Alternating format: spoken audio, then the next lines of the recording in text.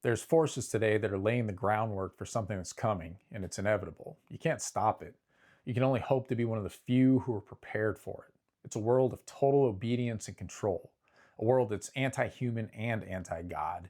And the thing is, it's already here. It's attempting to strangle your faith and either destroy it entirely or just leave it an empty husk. And this isn't some invisible, far-off mystery. You're already living it. And the saddest thing is that the church, which was supposed to protect us against it, well, it's invited this evil straight into the heart of the sanctuary. The machine with a capital M. It's basically offered us the same trade-off since the dawn of civilization. Safety and comfort on the one hand in exchange for your freedom on the other. And over again, we've taken the bait.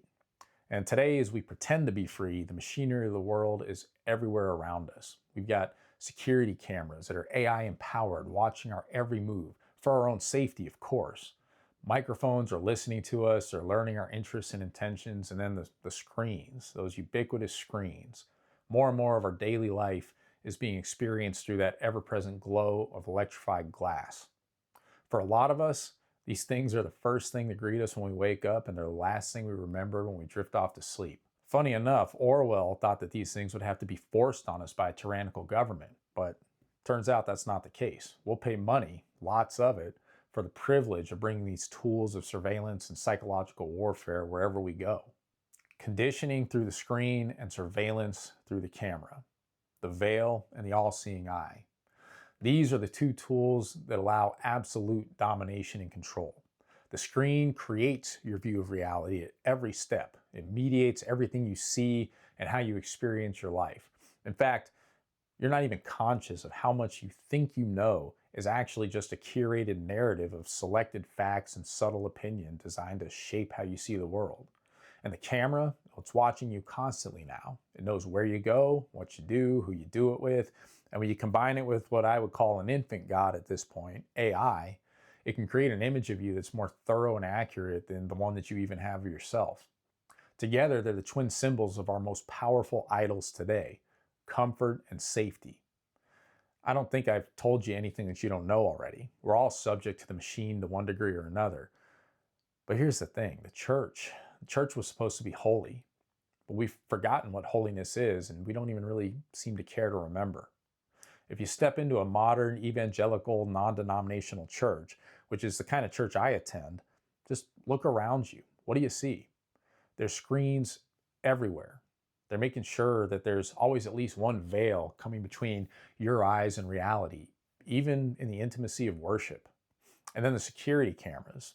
Almost all of them today are AI powered to some degree or another. They've got facial recognition and motion tracking technology.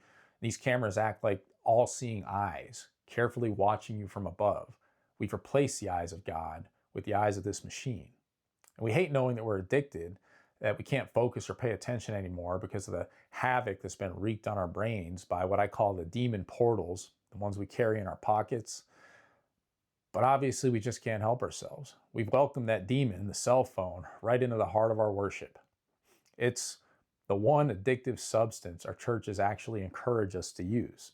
Everything else, alcohol, tobacco, marijuana, pornography, sex, they caution us about, they ask us to leave behind. But when it comes to that cell phone, bring it right in.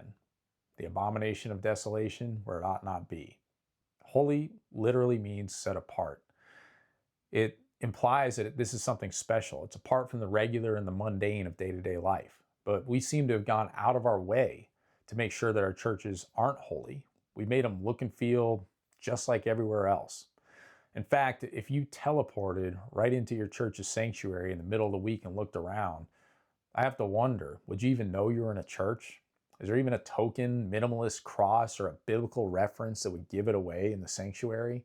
Or would you just as likely assume that you were in some kind of college auditorium or maybe a corporate conference center?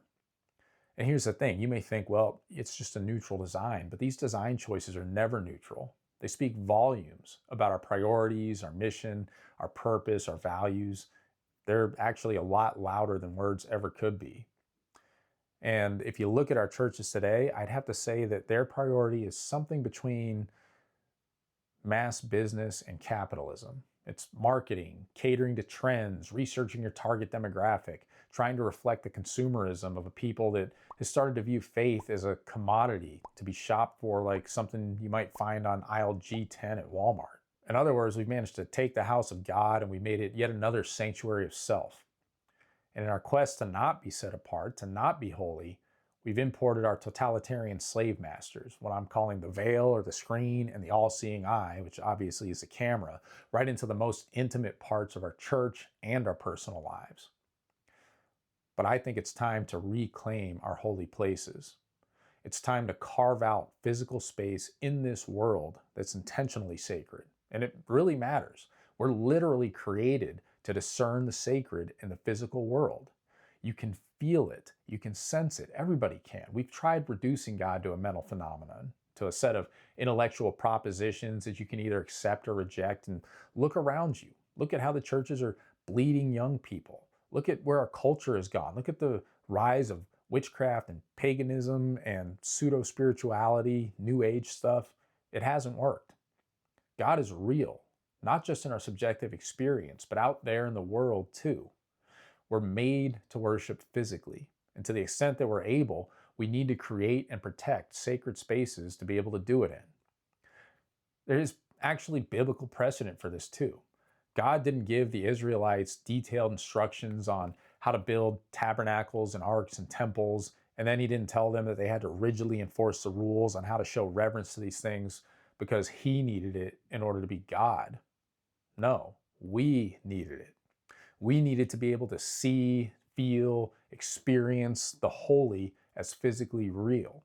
And here's the thing, it was true for the Israelites. Why then do we assume that it's not still true for us? We still need these things. We're still physical beings and we need a physical faith. We need places, things, actions, not just mental frameworks and intellectual justifications. But even though we've had 1,500 years of our church and Christian forefathers understanding this, today we reject it. We don't live this way in literally any other aspect of our lives. Every other thing besides faith that we say is important, we tie to things physically and symbolically in the physical world. I'll give you a few examples, like elite military units. They wear special insignia, right? They engage in strict rituals around how that insignia is earned and displayed. And you better believe they take it seriously. They will literally physically attack you if you wear that insignia and you didn't earn it, just over a symbol, right? The same thing goes for sports teams. The higher the level of play, the more serious they take their symbolism and their ritualism. Everyday people tattoo themselves with symbols that have deep personal impacts or mean something to them individually. And you've probably heard of corporations that have sued people because of misuse of their brand logos. So we have physical symbols and rituals in sports and entertainment, education, everywhere else. But then when it comes to faith, we tell ourselves physical signs and symbols don't matter. Keep it in the abstract, do it behind closed doors. It's just subjective. We don't need those physical reminders, right? And so we've tried to make church look like whatever's in style in the secular world, even if it means that we invite the very abominations that have addicted us and enslaved us. But when it comes to displaying a cross or a piece of Christian art or a representation of scripture or whatever, we tell ourselves that these symbols and rituals, that they matter literally everywhere else, to every other human endeavor through all of history, but not to our faith today. And again, this choice to not make our place of worship look set apart and holy and awe-inspiring, it's not a neutral choice. It's a choice to prioritize something else. And I think it's about time we started asking ourselves what that something is. But while we've abandoned Christian symbols, our churches have simultaneously embraced secular ones. It's that veil and that all-seeing eye, that screen and the camera. And both of these tools, they meet their combination, right? In the form of that camera/screen combo that you carry around with you in your pocket. Now, I don't think I've got to convince anybody watching this that there aren't some serious downsides to cell phones, like the way they absolutely have annihilated our ability to pay attention. Thank you if you're still actually watching this video. They've killed our focus. They're extremely addictive. They bring with us everywhere we go the rage and despair caused by constant bombardment of information. Now, we could have holy spaces that are too sacred for these things where we could escape, or where the space itself would force us to escape because we lack the strength to do it ourselves. But instead, we, the church, we've chosen to mirror the world, and we make these things, whose problems we all know too well, integral parts of our service. So far from being holy and set apart, we've taken actually the worst of the secular world and we've brought it right into the sanctuary. In other words, the abomination of desolation in the place where it shouldn't be. And sadly, we're the ones that placed it there. So I'm inviting you, I'm challenging you to start to push back. And the answer here is not to abandon your church and shop like a consumer for the church that does everything right or speaks to your personal style. No, your church is beautiful and good. Stay there, make it better. Start talking to your pastors about these things. Now, here's the thing, it's going to seem like they're not listening to you at first. You got to realize they're invested in whatever the church happens to be at this moment. They've spent a lot of time and money discussing and purchasing those screens and that sound system and their surveillance cameras. And they've got this idea that the best way to speak to the culture is by imitating it.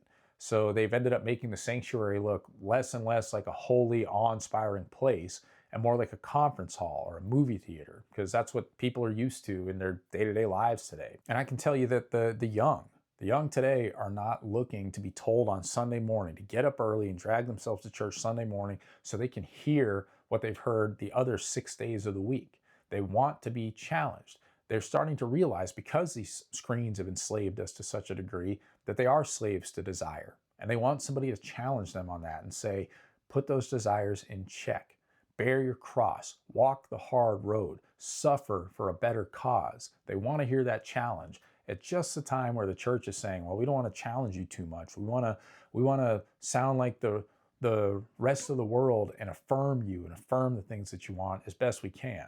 So it's going to take a while for pastors to understand these things that they brought about. Just be patient. I'm going to invite you to join me in a pledge. Never carry your cell phone into the sanctuary. Just leave it in the car. Now, I admit that I've got to make one exception to that. I serve once a month on my church's security team, so I am unfortunately obligated to carry that phone around with me while serving in case I need to call emergency services. But other than that, I'm committing to never bringing my phone into that sacred space, because I need to remember that it's sacred for my soul's own good. I need to physically honor that, because if I don't treat it different than everything else, then I will treat it just like I treat everything else, which is to not pay attention, to not treat it seriously. You get it. I want to set these areas aside. I want to treat them differently than I do everywhere else. And I want to encourage others to do the same. And if no one carries their phone into the sanctuary, then maybe those QR codes and those scan here for more information, NFC tags that I'm seeing popping up and getting stuck on the back of church chairs and things, maybe those will go away. It'll be one less thing that's surveilling you, pinpointing your location, sucking up your data, or just disturbing you in the middle of service because it beeps or rings or vibrates in your pocket. Maybe the omniscient AI eyes of those security cameras are still going to be peering down on you from above like the eyes of God. But don't abandon your church over it. Just do what you can. Ditch your personal surveillance camera, the one you carry in your pocket or purse, because that's the one that you control. And if enough people do it, well, church leadership might just start to be persuaded that maybe they don't need these tools of the state, these means of surveillance and control, which happen to be the very same things that could bring about something that resembles what you'd expect of a totalitarian beast or even the Antichrist. Now, I also challenge you to make more places than just your church sacred. It's not that you can't worship God in spirit and truth from a sewer or a gulag. It's just that when we're able to do it, when we're able to create actual sacred physical spaces, it honors God and it helps our relationship with Him when we keep the sacred sacred. And that, again, is because we're physical beings. So we respond most strongly to stimuli in the physical world, much more strongly than just mental phenomena and using our imagination or thinking about something. If we acknowledge that certain places are special, and let's admit it, we already do this with everything else, just not with regard to our faith for some reason, then it forces us to treat these places differently. It forces us to have reverence. Maybe we don't cuss there, maybe we don't drink, maybe we don't play with our phones. We might even speak in hushed tones like I do when I go into some sacred area of the woods, afraid to disturb something that we can't see, but that we know is there anyway. We can actually start to sense something that's more than just a subjective impression. but physically real. And that is the powerful thing that our faith, ever since the Enlightenment, maybe ever since the Reformation, has been missing. So find these places. Maybe it's your kitchen table. It could be your bedroom. Maybe it's just a big rock in the backyard or a bench under a tree at some nearby park. But wherever it is, just start treating it as holy, and you'll be surprised at how it treats you back. But most of all, start treating your church as holy. Even if you go to one of these churches that are in an ugly, minimalist, modern construction building with not even a hint of Christian anything, when you go in there, try taking off your hat. Ditch your phone like we talked about. Refuse to cuss or turn your back on the altar. And again, this isn't because you need these arbitrary rules like they're somehow going to save you or it's a sin if you don't do it. That's not the point. God doesn't need it. You need it because it'll remind you to honor God, of who He is and who you are in relation to that. It's for your benefit and your sake. Or you can just keep insisting that all your faith needs is a good mental framework, some set of intellectual precepts or some mental understanding, and that one place is just as good as any other for connecting with God. And of course, you don't treat your spouse like that, or your job, or your ability to focus on things that you care about like that. You demand special places and special rituals for all these other things, just not for Him. But like I said, if you make that choice not to make anything sacred, not to make anything holy, it's not a neutral choice. Just like any other choice, it gives away your priorities, it gives away your values, and ultimately it's revealing your deepest desires. And so the church that chooses modern minimalist decor, and it's not that decor is the most important thing, but just a church that says, we're not going to have Christian symbolism. We're going to be sterile and neutral so we can appeal to the youth, for example. It's not neutral. You've made a choice. You've made marketing and reflecting the secular world priorities over setting yourself apart as something different, something holy with the worship of God, not marketing to a specific demographic as your top priority. The fact is, these tools of surveillance and addictive technology, in my opinion, they have no place in the Holy of Holies, no place in our holy sanctuary, the church. Here's the thing that you need to acknowledge when you're staring at that AI camera that's literally in your sanctuary watching you worship. That camera, it doesn't protect you. It just records what already happened. Your phone, it's not bringing you closer to God. It's distracting you, and it's filtering your experience of God through a very intentionally calibrated screen. And it makes these places, which should be set apart and devoted to God, it ropes them in to the rest of the secular profane fears and distractions and anger and paranoia of the regular world. And these things, maybe they're not the abomination of desolation that's talked about in Daniel and by Jesus and referenced in Revelation. But if an abomination is to come, it will need exactly what ubiquitous surveillance and endless screen addiction and subjective, sanitized unreality that comes from perceiving all the world through a veil. It'll need everything that those things create. So it's time to cast out the abomination, make the holy real again in our personal and spiritual lives, and reconsecrate our churches to God. If you like that video, if you know somebody that needs to hear that message, please do share it with them. Hit the like button if it's something you'd like to see more of. I think there's a lot more there to mine. I'd like to hear people's thoughts if they're willing to share on the subject, and leave your comments in the comment section below. I'll read them. I'll probably respond, or I may even do a video on them. But your interaction, your subscription, your like, whatever it is, it tells me whether or not I'm on the right track, and I really do value that. And hope you have a great day.